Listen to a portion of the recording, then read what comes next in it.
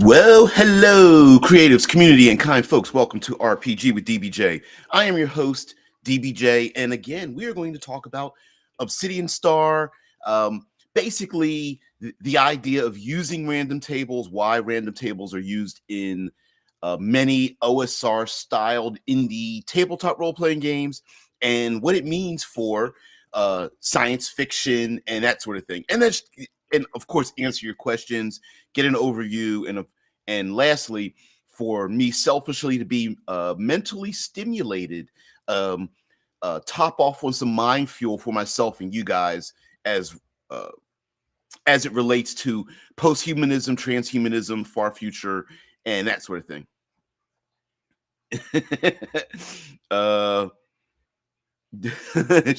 Let me guess. Tomorrow's a political holiday. You don't get the day off, dude. No. Tomorrow I work. It's not a political holiday for us as at all that I know of. Yeah, and we don't have all for the only technical religious holiday I have all for working for the government is Christmas. So that's it. But the other ones like Easter and things like that, nope, not those. Now, before I may not have very much to share. Maybe. Yeah. Maybe little microdosing. No, which is now that you bring that up, there is uh, uh, legalized marijuana has been pushed forth in Ohio. It was medicinal, which medicinal, and but the other form has been recreational is legal now here. So and there's a place across the street from my job. So yeah, every day is a day off. All right, guys. So I guess there is something I will share out. I'm going to share out a.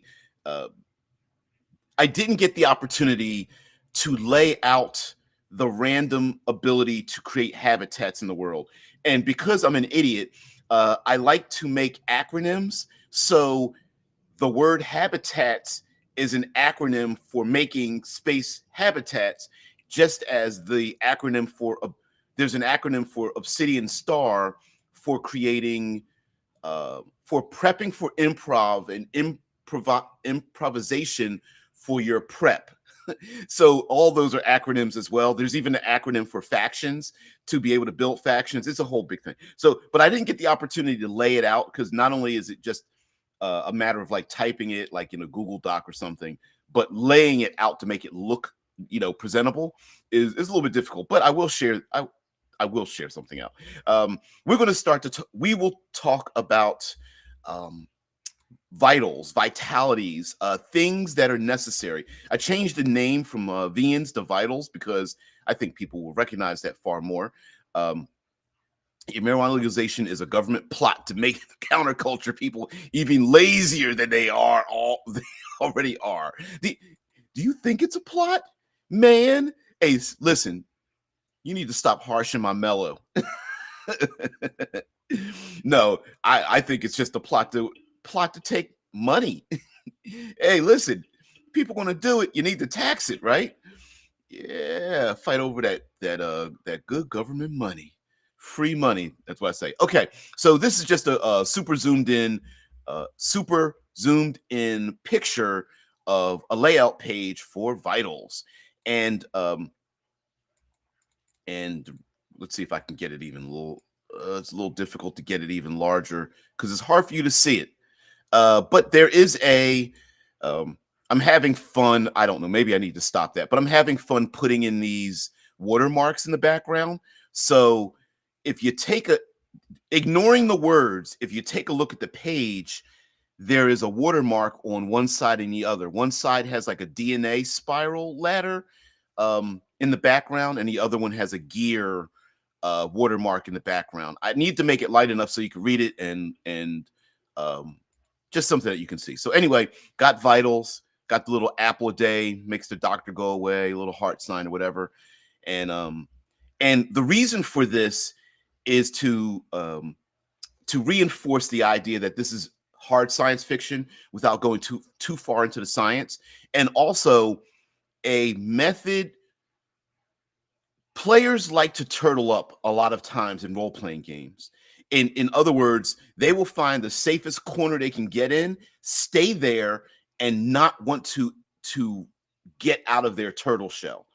And this may be a way for you to extract the players from their caves in order to engage in other things that require them to increase their and keep their survivability. So in space, there's a lot of dangers. So I separated this into organics and biosapes, like biosapiens, and then autons and mechons.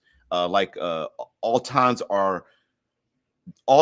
are autonomous beings, autonomous mechanical beings that are air gapped from being connected to any kind of interwebs or something of that nature. So they are autonomous machines like R2D2 and C3PO. And mechons is just a general term for mechanized machines that might be like remote operated or that kind of thing. Robots that are. This needs to move. And this needs to move. There we go. It seemed like it was out of alignment. Anyway, so here's a list on to the left list are for biological beings, and to the right are autonomous beings. And I tried to get a good general wide range of things that could randomly or you could pick from that the PCs may require to rejuvenate themselves. And it goes above and beyond just food and water. So here we have the top of the list. We have like neuroplasticity massage. And I made some fun names to make it like a little bit interactive, because what is a neuroplasticity massage? Like, is it someone literally massaging your brain? No, but it may be that a number of these things may be required after encounters or adventures or things like that. And I'm trying to come up with a way to require players to engage in their vitals to other than just having to have food and rest. So we have like isolation syndrome mitigation, nutrient infusion, and pure org meal, which is basically like you can't live on soy paste alone. You probably need a pure organic meal to actually eat and drink, to engage the body and the senses and things like that. We got calcium deficiency interlacing, muscle atrophy, contra injections, circadian cycle reevaluation, enrichment engagement, exercise regimen, vices and behavioral deviance, meditation and reflection, anti-rad and mutation evacuation, and oxy deprivation rejuvenation. Whew, okay. Lots of biggie words that I tried to throw in there, but you can tell through this list, at least on the organic side, like maybe the players need to engage in exercise or engage in their vices and behavioral deviance. Like you kind of need to have a blow-off valve or whatever.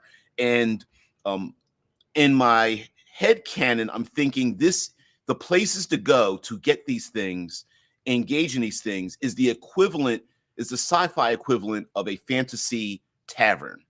So there would be places in space habitats where you have like exercise equipment and places to help you with sleep deprivation, or getting your, maybe there's some kind of oxygen deprivation you've had by breathing in like stale air or strange air nitrogen mixtures and things like that, or because of sleep cycles and not living on the planet Earth or in Terra, sleep cycles might be off for a lot of people. And so getting back into your sleep cycles or getting your calcium deficiency and muscle atrophy being cured.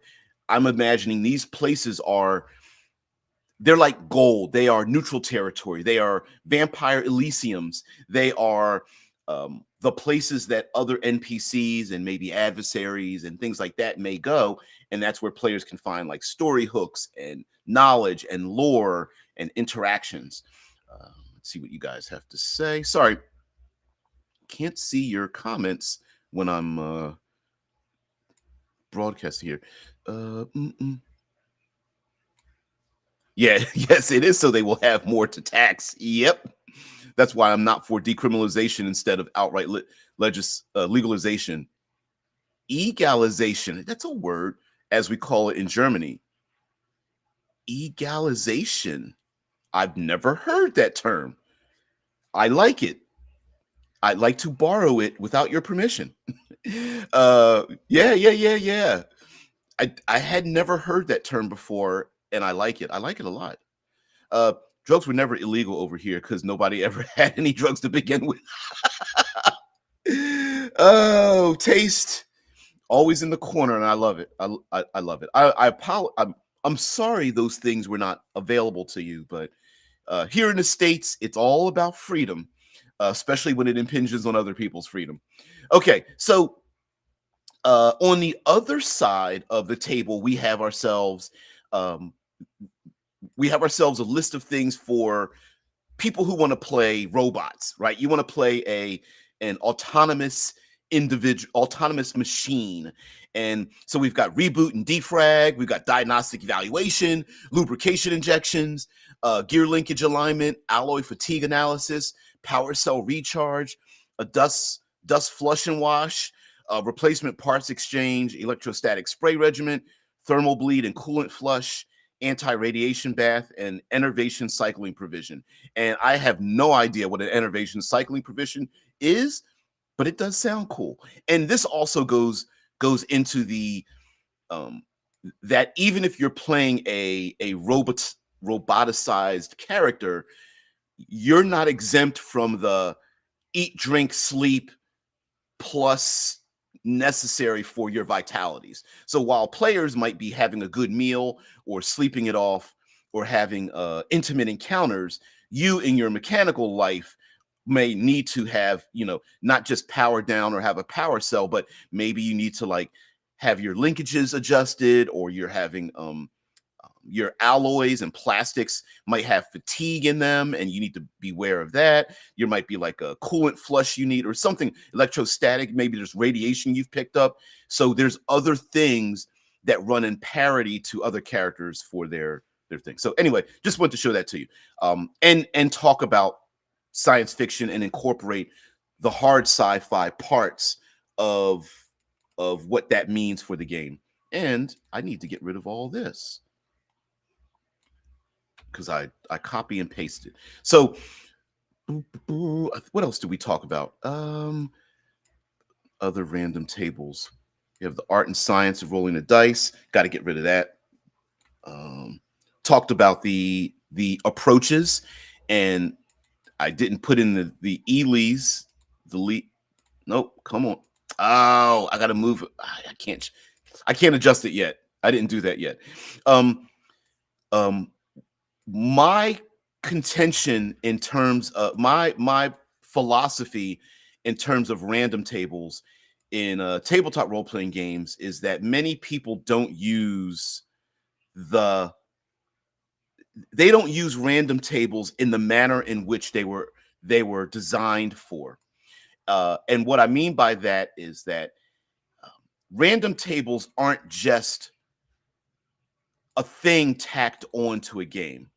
The idea of using random tables is it's a mind fuel system, and the reason behind it is to engage our creativity, so that both the GM and players might be surprised about what the next step is. But random tables are also a tool, and that tool can be used in any way you see fit. So you don't actually have to roll on a random table. Actually, random tables are bullet lists that just happen to be enumerated. So you can look on a random table and pick and choose what you want, or blend them together, or roll on them multiple times to get like a bit of a history, like what happened in the past, what's happening now, what might happen in the future. You could use the same random table to stack encounters. Oh, I rolled in fantasy. I rolled orcs. Oh, and I also rolled I don't know, a cockatrice or whatever. And you could stack those things. Maybe the orcs are hunting the cockatrice, or the orcs ran away from their camp because the cockatrice ran into their camp, or the orcs stole the cockatrice's eggs. But it's that's for fantasy. In science fiction, it's the same thing. You could roll a derelict starship, and then you could roll pirates. In what order do you want those things to happen? One mistake that one mis- there's a number of mistakes we do in our tabletop role playing games when it comes to uh I see. There we go. Hey, Karai. One of the things that happens in tabletop role playing games is that we have a psychological barrier to random tables. And for example, there's this idea that why would I engage my players with a random event that doesn't matter? And that position is the wrong position to take before even using the idea of a random table. So first of all, if you're going to use a tool, that tool should apply to your game world. Why would you use anything else that doesn't apply? Like, why would you roll a different die or use a different game book that doesn't apply to the rules you're using now? Same thing goes for random tables. If you're going to use a random table, it should fit into your world however you use it. There is no roll eyes, pouty lip, fold arms. Why am I rolling on this random table when it doesn't fit? If you start from that point of view, you're already wrong in using the tool that you have. Meaning, if the players make a left turn and you use a random table, you should apply that to your world in the best manner that it applies. And it also challenges the GM to be creative. Permission to nationalize granted, but does it even make sense to you? Like, is egal even a word in English? It means doesn't matter in Germany. Well, there's egalitarianism. Egalitarian. The meaning of egalitarian, which they say is from French, meaning equal or equalitarianism, is a school of thought within political philosophy that builds on the concept of social equality, prioritizing it for all people. Egalitarian doctrines are generally characterized by the idea that all humans are equal in fundamental worth or moral status. So egal is more like equal here in English than it would be in German, but I could see the two blending together. I'm thinking about it for science fiction. That's what I do. That's what I do. Okay. Another thing to use random tables for is pre-gaming. So you use the random tables. Oh, you guys are so bad. Must be a Russian nuke. All people are will be treated equally. Everyone's like, yay! No. So random tables also help us when we are stuck for a story idea. So we want plot hooks, we want stories, we need to fill out a region or personalities or people or NPCs. We can always do that before the game starts, thereby rolling some dice, looking at some options, throwing away those options, doing it all over again, and then just picking and choosing what we want. But ultimately, that's what random tables are for. Again, random tables should tell a story based on the table that exists. So in fantasy, if I had a random table that had camel riders, giant scorpions, sandstorms, quicksand, an oasis, giant snakes, and a phoenix, you already are thinking in your head what kind of realm this is, because you're imagining sand dunes and desert and high sun and heat and that kind of thing, simply by having a bullet point list of randomized encounter elements. Lastly, we need to stop thinking of random encounters as random combat. Random encounters don't even need to have people. It could be a weather event, an ecological object. It could be a monument or a crypt. It could be a derelict spaceship with nothing in it. It could be debris. It may be just passersby if there are people. But it should just be something flavor to fill out the world that might even give a clue as to other things in the world. For example, the players encounter, I don't know, space debris. Maybe there was a battle or a war or an accident or something of that nature. Maybe they recover the black box from a derelict spaceship that tells them that there's a cycle of micrometeors coming through the region that they couldn't detect, and you better be careful because these micrometeors are in a cyclical orbit that keeps striking the, I don't know, the upper atmosphere on the outside of this moon or something, like, I don't know, Kessler effect or something. And the PCs might go, ooh, we better hurry up because we've got 1 hour and 37 minutes before that debris comes cycling back around, and things like that. Whatever the case might be. I'm just pulling something out of my ass, but you get the point. So that's the point of having random tables. So now I'm going to show you guys, I'm going to share with you guys another acronym, another acronym sheet. I don't know why I do this to myself, but whatever the case might be. So I'm going to shrink this down a little bit. And this sheet stands for Obsidian Star. So the role-playing game is called Obsidian Star, and I decided to make an acronym for it to create a adventure sheet for notes to prep your improv and allow you to improv your prep. So what we have here are, let's shrink it down so you can actually see the entire sheet itself. And this is kind of what it looks like. Doesn't look like much, and it's real difficult for you guys to see it.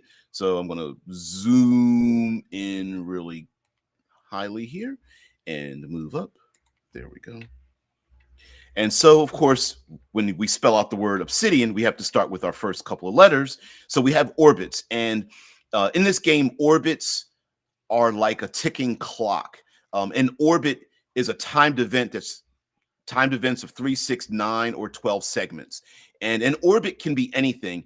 And you actually don't even, you can name it, but if you want to surprise your players, you can have this orbit unnamed, but as it ticks closer to the player characters, whatever event is going to happen will happen to the player characters when the orbit completes its entire circuit.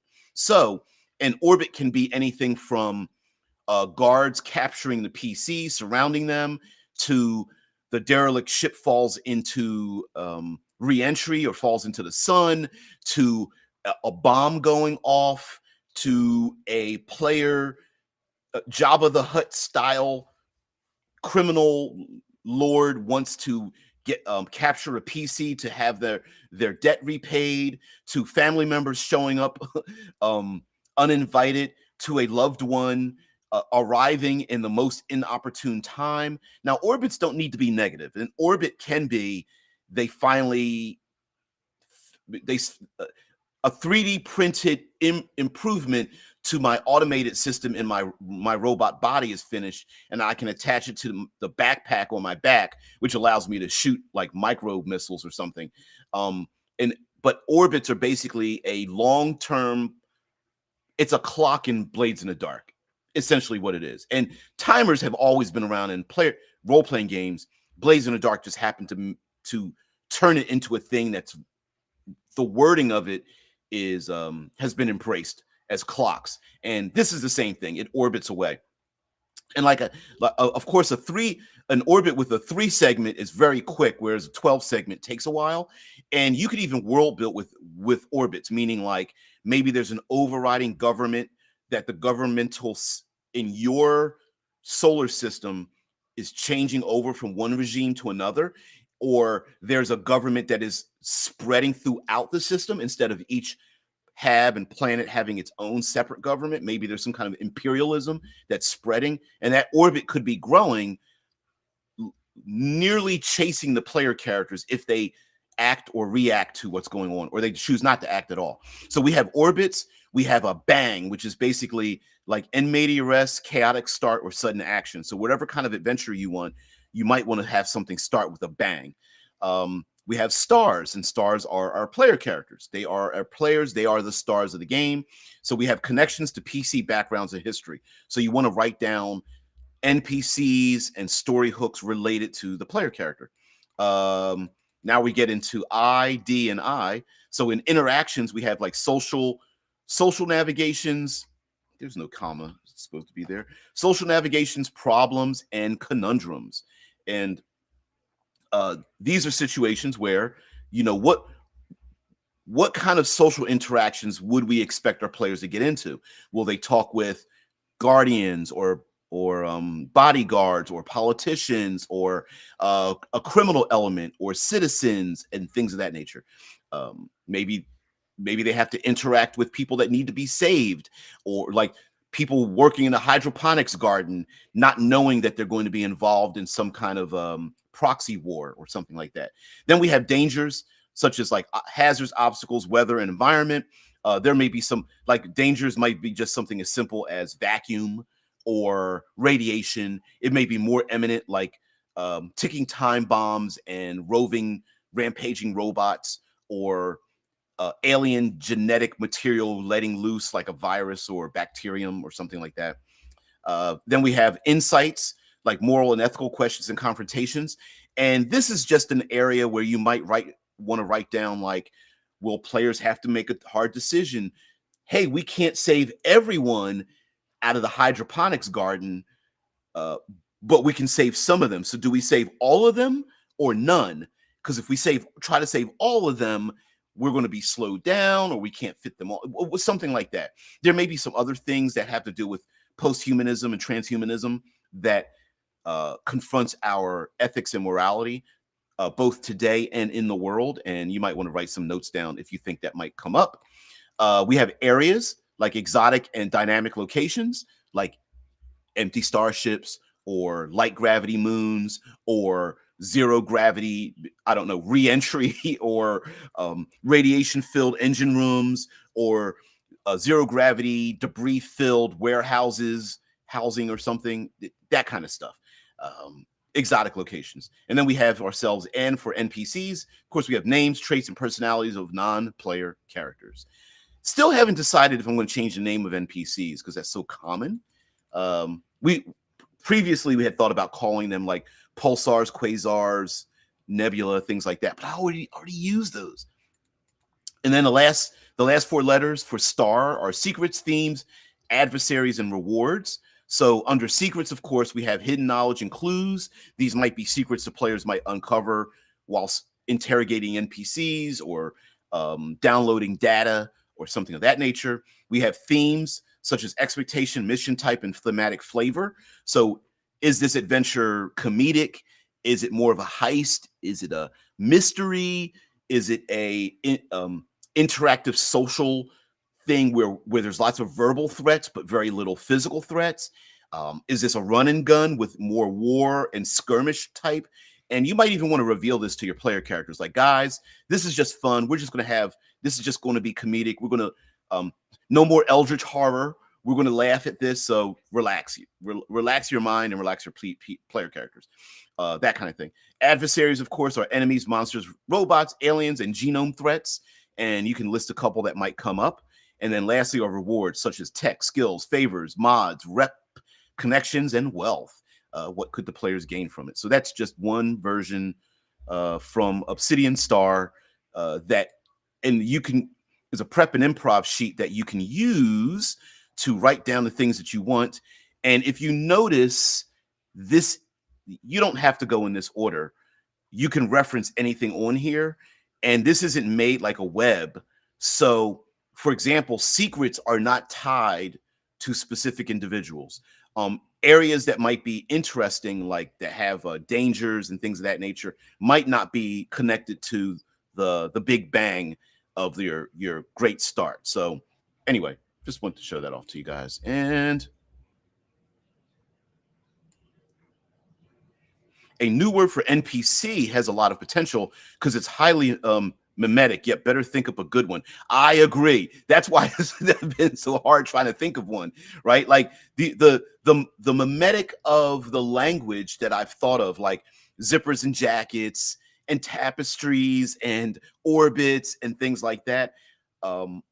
I'm trying to use the language to instill a to elicit a reaction out of people, both in memory and emotion and logic, that makes something make sense. So the reason why I stopped using the word cortical stack, which I believe is not owned by anyone, and call it zippers and jackets, really makes it like there's a fun to it, and then there's like a mimetic idea to it as well. So yeah. Thank you very much for noticing that.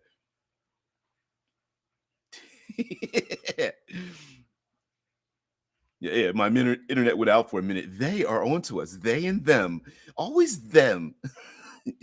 Like overriding government, you don't need hard sci-fi in the 20th century for that. Right.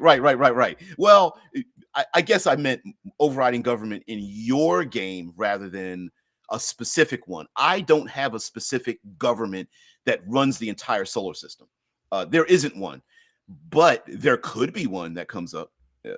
We got a dynamic location right here. Ow, I got out of bed. Ooh, show me some pics.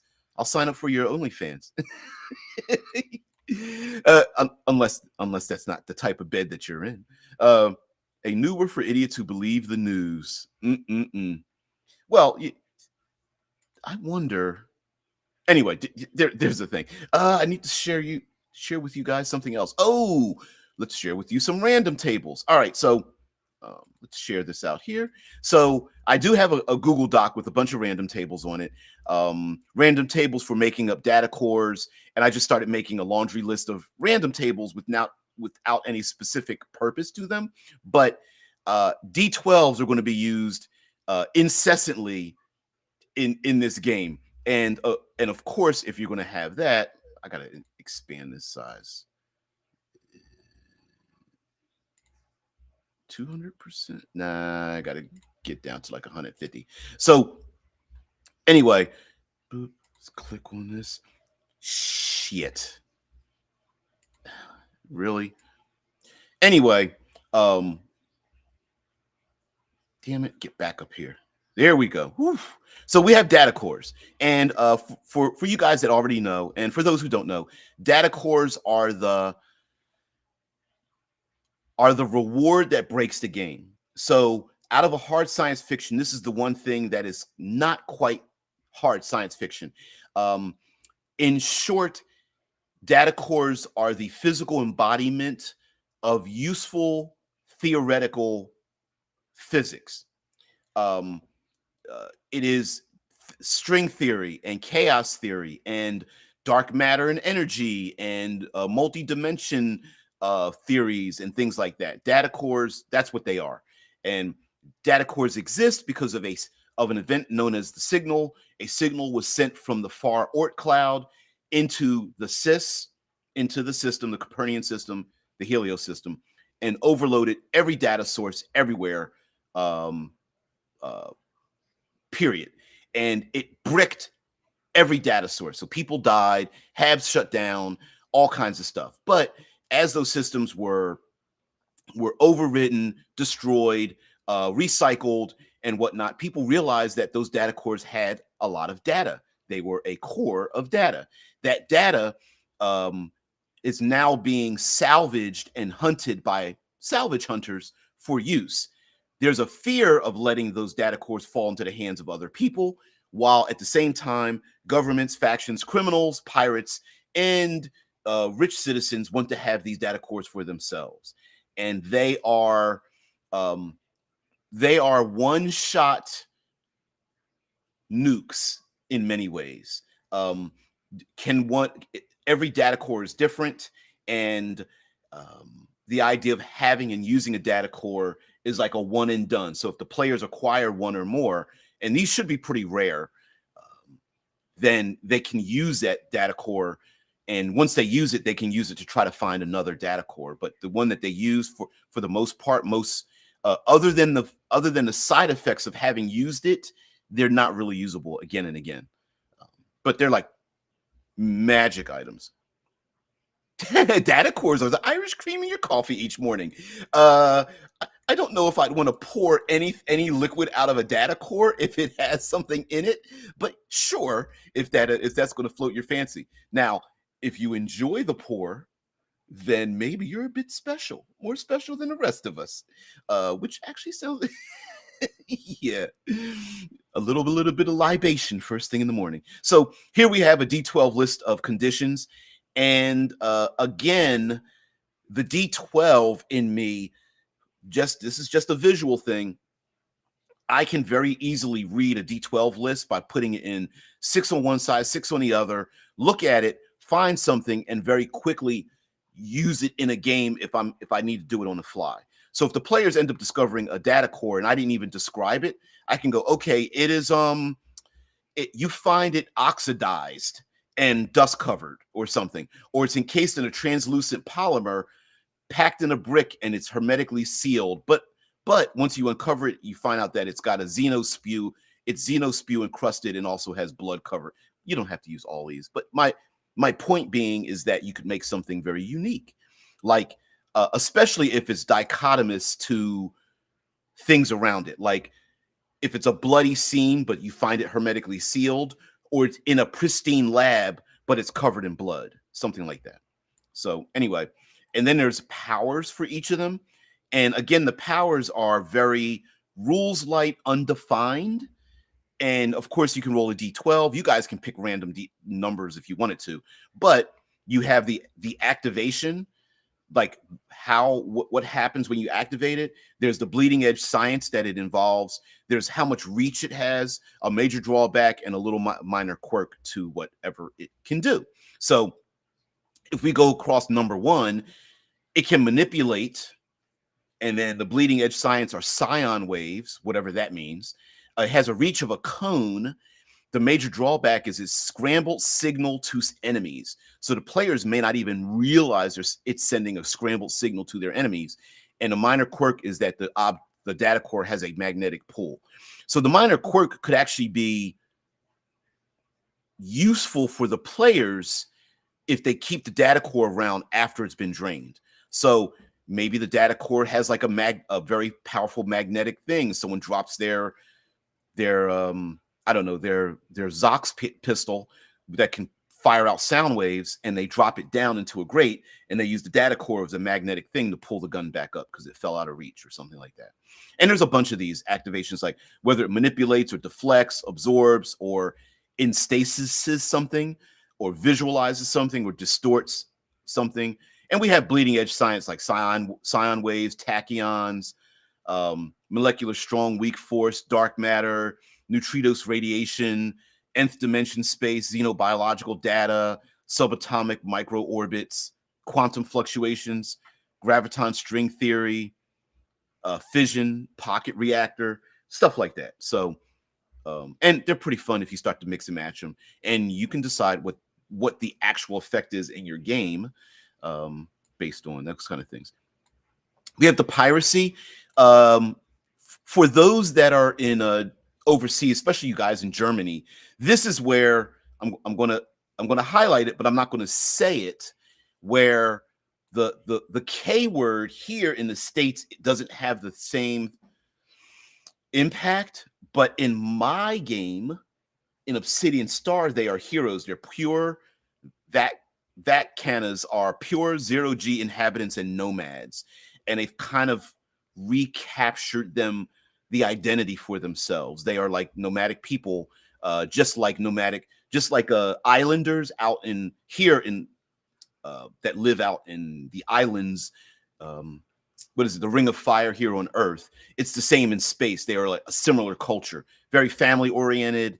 Living in pure zero gravity and that kind of thing. So that's where all these different kinds of pirates are located. And there's different names for these pirates, like broadsiders, blackbirders, buccaneers, corsairs, interceptors, helio sailors, cisguards, I guess you call them cisguardians, smugglers, six shooters, tin stars, threat traders, trajectors, that kind of stuff, privateers,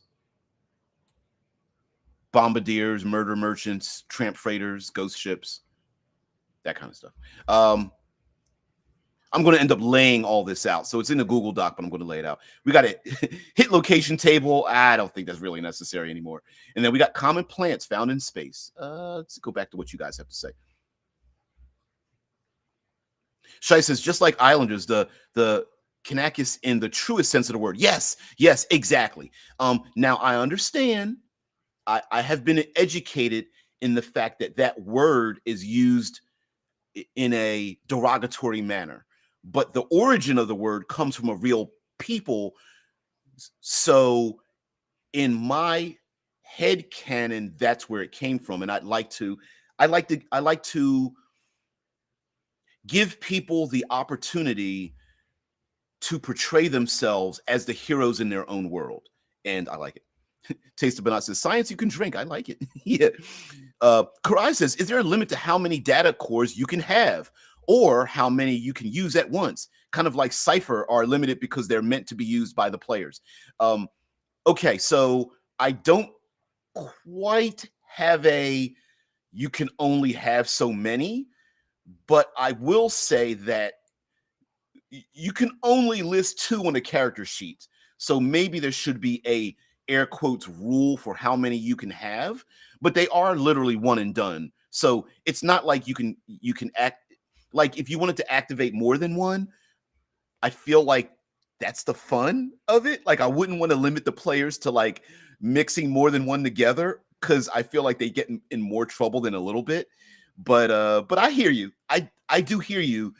I'm hesitant to put guardrails on a thing yet. Right.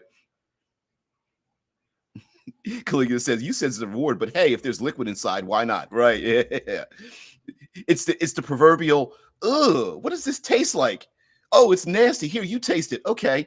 Yeah, you're right. Oof, this is foul. Hey, let's call some friends and family to get them to taste it. By the way, this list here, common plants found in Space Habs D12 thing, here are 12 of the most oxygen producing plants that are known in science. And I thought it would be fun to have plants, oxygen producing plants, as not just flavor, but also another threat vector. There may be important dignitaries, politicians, corporate leaders, faction people who own plants, and it's very valuable for them to have these plants around. I'm imagining these plants in general are of a value higher than we would place here on Earth, like destroying the plants or not taking care of them or stealing them or parlaying their seeds and things like that. Pretty, some people might consider their plants like their kids and their pets. And while that sounds a little bit harsh today, in the vacuum of space, like it might be necessary to have these plants that absorb the carbon dioxide in your starship. And if somebody sprays some kind of I was about to say exfoliant, a spray that kills plants, what kind of damage could that do to a people that need that in order to recover their oxygen and not be deprivated by breathing in stale air? And I just thought it would be I just think it's fun. And if you take a look at some of the photographs of some of these plants, it would be, it could be a small potted plant on a desk, or it could fill a room in a location inside of a starship, right? And I just thought that would be fun. In the doobly-doo, I actually put in edible insects, and I also added in something that would be fun is how do you eat your insects? So a D12 list of, salted, seasoned, freeze-dried, boiled, candied, or maybe steamed or honeyed insects. And then, of course, nutrient-providing insects that people eat around the world. And also they're not all insects, but I put them, they're listed under edibles. Edible insects, if you Google search it. So some of these are not true insects in the word, but whatever. We're going to eat them anyway. And some of them produce other materials. So bees produce honey. There's silkworm. I didn't put silkworms, but anyway, like silkworms produce silk, and flies produce maggots, and which produce flies, which produce maggots, and things like that. So And a lot of these insects would probably be excellent in terms of farming, and they could be a delicacy. Again, another threat vector. If it's it's the flavor and the thing that replaces meats in space, and I thought that would be kind of cool to embrace the hard sci-fi part of this, as well as insects that get out of control. I mean, having a bunch of bees and flies and ants swarming around a zero gravity or light gravity starship as it's spinning out of control while the players are trying to go inside of it might be pretty interesting. Also, we can play with genetically modifying them and having them be funny colors or giant sizes or things like that. Now, Karai says, I like the idea of keeping a limit to incentivize people using them. I agree with you. I'm not against it. And it does bring up and I like your little smiley face right there, right? Because if you limit a thing, what Karai is saying for those who are listening in or just first time tuning in is that if you limit a thing for players to have, the economy of using the thing will open up space for them to acquire new. So if a player can hold 20 objects, they will always have 19 objects in their backpack because they'll keep a space to acquire a new one.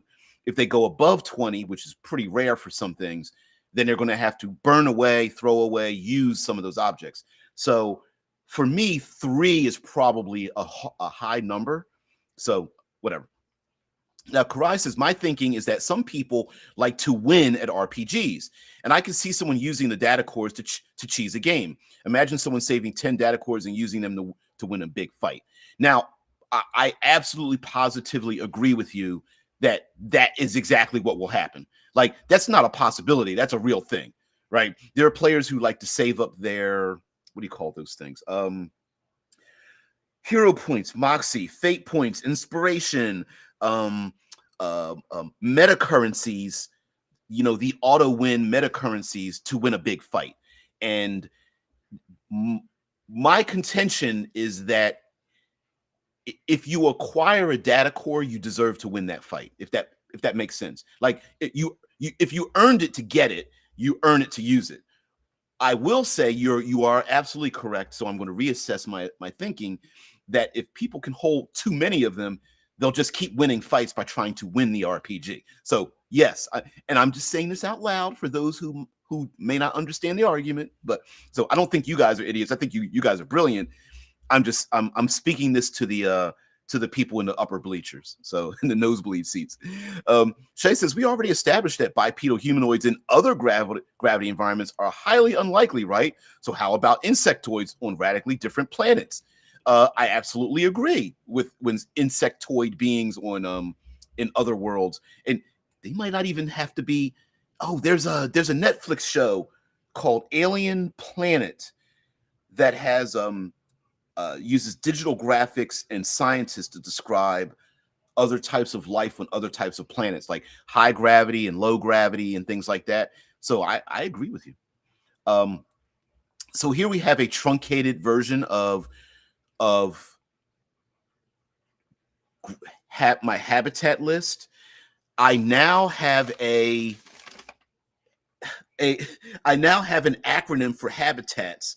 So what does my acronym stand for? The H stands for hostilities and hazards. A stands for agendas, adversaries, and allies. B stands for bureaucracies, businesses, and black market. I stands for inventory, investments, and intrigue. T stands for threats and trade goods, and S stands for secrets in society. Woo! I haven't written it down and laid it out, but this is a little common thing. So space halves fall into 4 categories. So here we have, and this is an unfinished doc right here, but we have the geo. So these are space halves on solid surfaces like moons and planets. So Mercury, Terra, Luna, Mars, moons, and other solid stellar bodies. So we have things like single massive domes, overlapping concentric dome circles, covered valleys or crevices, open crags. And here I was transferring this list from a multi D12 to a single D12 list. So we have like lava tubes. We've got giant tower cities. We have cave complexes and mobile cities that move. For example, Mercury has mobile cities on it. that are either crawlers, they're like crabs or spiders that move ahead of the terminus of dawn and dusk. And there's also a train that revolves around all of Mercury, and the train makes its own tracks ahead of itself. And the train city runs. It's like a 5-layer giant. It's probably 10 times larger than a traditional train you would accept because it's a city, but it's on train tracks, and it makes those tracks ahead of itself as it goes around. It's a political thing and mining thing, and there's underground cities and things like that. But Mercury has like a couple of million people that live on it. There's vacuum habitats. So we've got Bernal spheres, O'Neill cylinders, spindles, hives. A hive is a catch-all for like a zero gravity place. So a hive could literally be made out of like Swiss cheese. A hive could be a bunch of starships lashed together. A hive could be just a zero gravity location with like the ISS, the International Space Station. The ISS is a tin can, but whatever. But you get the point. There's geodesics and tin cans. Tin can habs are basically a bunch of zero gravity cylinders attached to each other in random things, and some of these are made up of thousands of tin cans lashed together, attached to each other as they've just been built on top of each other. Some tin can habs are transient, so some of the tin cans will actually get removed and taken somewhere else, and others will be visiting and attach themselves to it for various reasons. And a geodesic, it shouldn't be called a geodesic. It actually should be called a stellar desic. But a geodesic is an orb in zero gravity that has spars that make it an orb, and then other halves attached to the metal spars, alloy spars that hold it in its rigid form. So it's a space station. It's a semi-clear orb with other space stations in it, all attached to these metal framework spars where they can get oxygen and power and stuff like that. It's like a community home. We have gas giant habs like aerostats. So aerostats are cloud cities. They float in the upper atmosphere. Chandelier cities are habs are in a geocentric orbit above the gas giant, with the city like a stalactite or icicle that goes down into the gas giant, hung from above. Dirigibles are solid structured, a lighter than a light. They are filled with a gas lighter than the gas giant to allow it to float. And then so it's a dirigible. Dirigibles are different than balloons. Balloons are flexible. Dirigibles are solid, but they're filled with a gas. There's the aerodesic. Again, aerodesic is a big giant orb with habs on the inside of it. Spindles, again, spinning habs, and then hives over top of or inside of gas giants. Then lastly, we have aquatic habs. Tether habs attached to the bottom surface and float upwards, but they're attached by cabling or even biological materials. So they're like tether habs.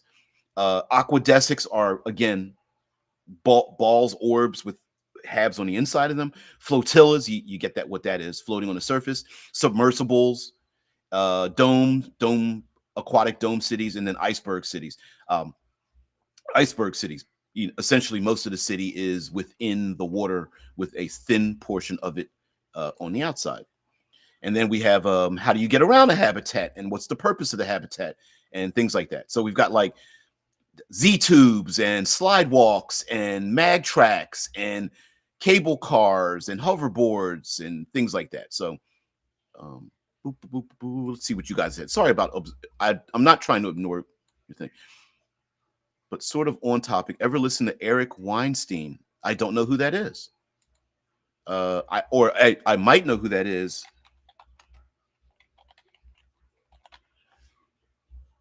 Okay. Eric Weinstein, Theory of Everything? Song or podcast? or The Portal, a podcast hosted by Eric Weinstein. The Portal is a journey of discovery. It is wide-ranging and deep-diving discussions with distinguished guests. Come on, open up. Give me some more information. Okay. Rooms of science, culture, and business. Join us as we seek portals that will carry us through the impossible and beyond. Why am I just hearing about this? Thank you very much. Yeah. So this is what is. Let me know if this is the person you're talking about, because it sounds like that. He's a physicist who talks about realistic ways we could get off this mud ball and save humanity. Okay. Yeah. I'm into that. Yeah. Spreading humanity to other planets and other worlds. So I'm presuming this is the person. I'm going to partake of the portal. Yeah, I love long form discussions like that. Like, I'm a huge proponent of hardcore history. That's my jam. Hardcore history is like, whoo, come out with a 4, 5, 6 hour hardcore history thing. So I'm big into it. So even if it's like a long podcast and I don't catch all of it, I'll just catch it again. And by the way, I have a job where I'm in my head all day. So yeah. So let's finish this up. We have getting around habitats. I thought would be kind of fun. So of course you can, in a zero gravity hab, you can just float through tubes. There's something here that I did not put down, but I put Z tubes, but maybe that's not what I mean. Okay. I'm going to put this as Z trains or Z pods, and then cable cars and trains will go here. And this is I'm going to call, what's another name? Airflow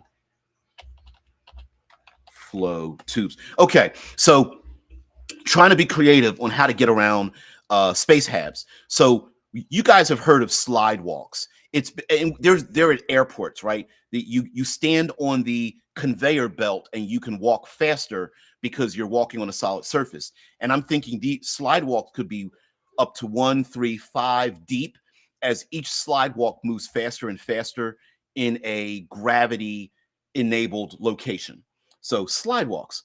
Airflow tubes would be, especially for zero gravity, air flows through a tube in one direction like a lazy river. So you can just float into the tube, and the tube flows in one direction with, of course, a counter tube flowing in the other direction.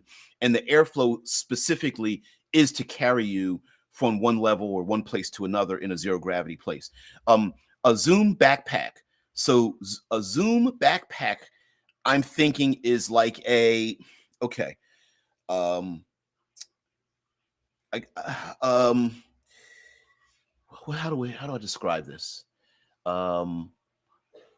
You put the backpack on, but it has like 3 or 4 arms to it, and those arms have wheels.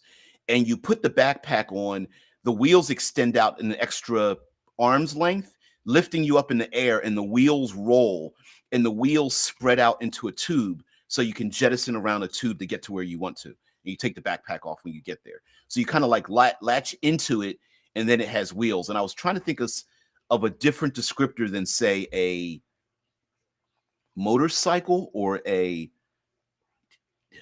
a 3-dimensional space, you would have wheels all around you rather than a moped or something of that nature. So I have to come up with a different descriptor for it. Mag tracks are basically magnetic tracks, and people who have magnetic boots or magnetic attachment in their hand could just attach to a magnetic track and get pulled. Palanquins, rickshaws, and litters are probably something that it exists. Why does that look? There it is. To take, rich and famous people around, things like that, whether they're moved by robots or people. We have auto valets and taxis. We got Z pods.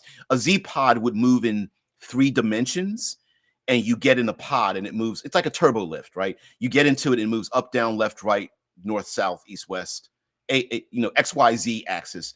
Cable cars and trains, bikes and pedal propulsion, because bikes would be in gravity. Pedal propulsion might be like what are they?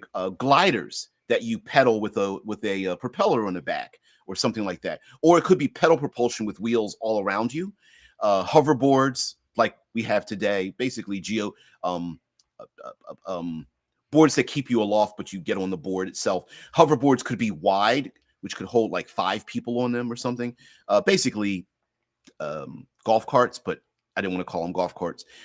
Cable lines. Maybe there's a cable line that you attach a cable hook to that you have on your outfit or in your hand. And then we got public transportation that takes you different places. Habs for different purposes. Again, you could roll in these a couple different times. So maybe the purpose of this one hab was for entertainment and lifestyle, but now it's a residential place. But in the future, it's turning into a political base. Whatever, that kind of stuff. So purpose for the habs. And then we have different things like what's the space like? What's the population about? What kind of conditions are there? What kind of minor or major hazards are there? And what are the extreme hazards that might be in the habitats? Of course, we like to have fun with destroyed starships and habitats. And this is what this list is. So I didn't want, like, how do I explain this? Knowing the population numbers sometimes isn't enough. We as humans don't associate ourselves with numbers. We associate ourselves with conditions. So in various spaces in a habitat, I wanted there to be both a descriptor and a number. So you can roll for how large is for the population of the hab. And let's say you roll a 7. So that means that this hab can hold millions of people. But what does that feel like when the players are there? And you might run a roll multiple times. Is there a space they go into? If you roll a 1, is it empty? Or did they roll a 11 and the population is crushing in this location? Or is it just, if you roll a 9, it's crowded? Or did you roll a 5 and it's kind of spacious? And that could depend on any number of factors, whether it's quarantines or people like to gather together, or it's based on social status or a festival or any number of these things, right? If there's millions of people and they're gathered for a festival, one location in the hab could be very packed or crushing because they're listening to or watching their favorite entertainer, whereas other spaces might be vacated or sparse or something like that. And also it depends on how big the habitat is.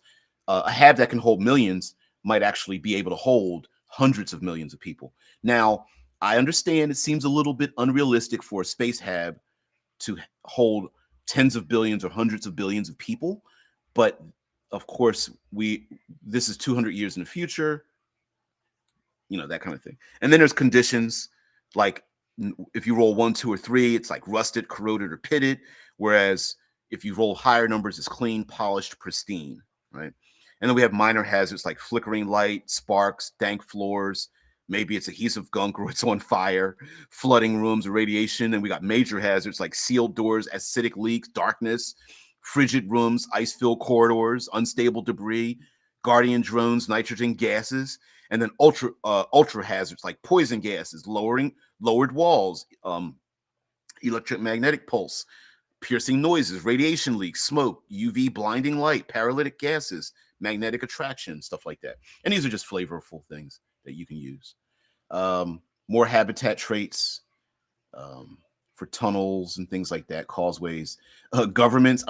This is definitely going to get truncated down, but we've got like up to 60 different types of governments. Some of these are pretty ridiculous, but I like them. So I don't know. We'll figure it out. Yeah, the portal thing. I'm with you. Yeah. Winestone. Nice name. Yeah, Shai says, never heard of him until the day before yesterday either. 3-hour podcast with him. It was amazing and ties in with Obsidian. If you think about it, I just don't know enough about physics. I'm the same way. I'm an armchair physicist myself. I fully understand the things I don't know. Because there's things we don't know. There's things we don't know that we know. There's things that we know we don't know, and then there's things we know that we know. cool. Found 2 3-hour conversations with him. Eric Weinstein, why can no one agree on the truth anymore? And Eric Weinstein, why does the modern world make no sense? Ooh, okay, all right. I'm gonna listen on in. I will partake. So anyway, guys, thank you so much for allowing me. Let me put this person back up here again, because they're probably far more brilliant than I am. But thank you very much for allowing me to rant and rave about random lists. And the the other reason, before we get out of here, the other reason for creating a number of random lists for because what I want to do is create random bullet point lists for all the sectors of our solar system, from Mercury and Venus and Terra and Luna. Notice I'm not using Earth and the Moon because I don't want to cuss at them. Moon is a 4-letter word. Well, so is Luna. But anyway, but my point being is that I want to be able to allow you guys. Yeah, see, so you're on tomorrow? Yeah. What's tomorrow? What?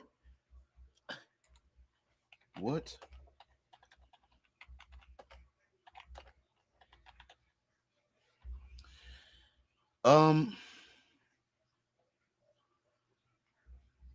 what are you guys?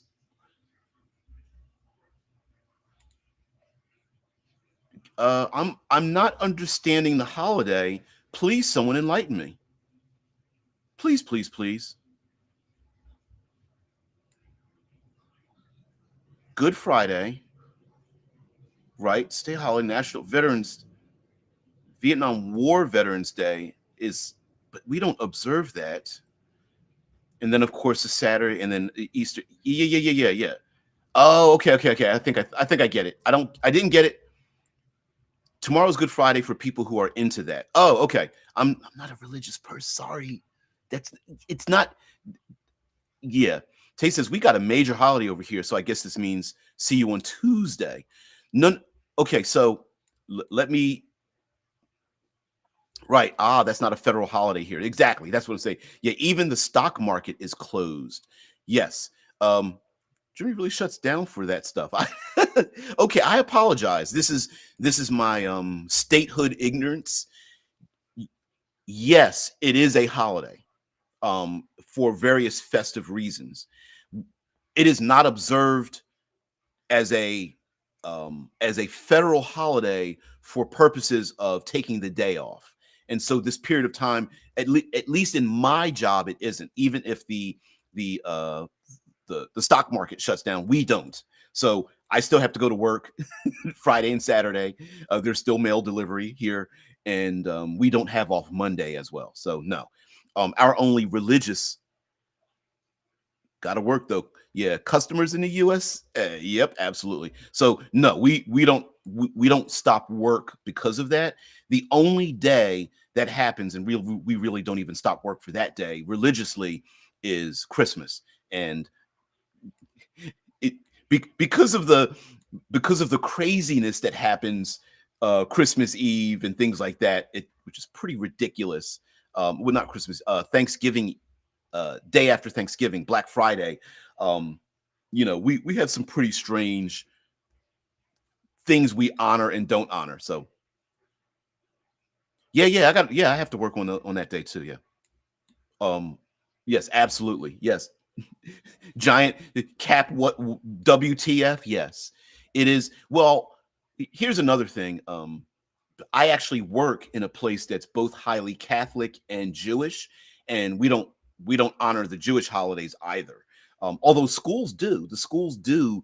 Like I deliver mail for Columbus School for Girls, which is a very big school, um, highly rated school here in my city, and they take off for both Christian and Jewish holidays stuff. So yeah, still got to work. Still got to work. You guys are literally closer to the origins of the some of the most major world religions that we know of that have influenced society to this day. We're a bit distant from that physically, and so maybe there's a bit of a distance that way too. So yeah, I've never been off for religious holidays except for Christmas. Yeah, that's why I didn't even. My apologies for those who are honoring it. That's why I didn't even consider it. So yeah, it's not. I don't have anything against it. I just it when it comes to getting paid and working and not working, it just didn't register in my head. So sorry about that, guys. But anyway, thank you guys very much for being part of the show, and I really appreciate it. Of course, you guys are always you guys are too brilliant. Uh, Side note, the book Heroine's Labyrinth has been released. It's the book party was live streamed, and my name is in the book as part of the credits, and I really appreciate it. So I am designing a hero's journey and Heroine's Labyrinth random chart so that people could make adventures on the fly based on those two modes of thinking. The hero's journey chart is basically similar, going to be a little bit more intricate than the 5-room dungeon type of idea. So you can make adventures basically like adventuring out. And then what happens when our main stars come back home? That's where the Heroine's Labyrinth comes in. And I'm going to use those frameworks. I'm trying to think of another thing.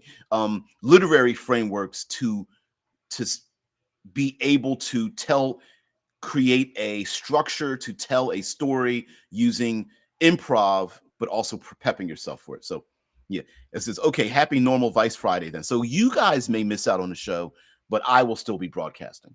So people could catch it later. Those who catch the show and are unable to comment and things like that, but prefer to listen in or catch some of this stuff, it'll be available for them as well. So guys, thank you very much. I may even do, if you are unable to participate and there's very few viewership, I may truncate the show a little bit, just make it a little shorter, because everybody can't be here for an hour and 15 minutes. That's pretty ridiculous. So guys, thank you very much. I'm going to let you go. Everyone have a great one. Please be creative. Don't be destructive. Let's enhance our gaming experiences and the people around us and our lives in general. So guys, have a great one. I'll see you later. Peace and tranquility.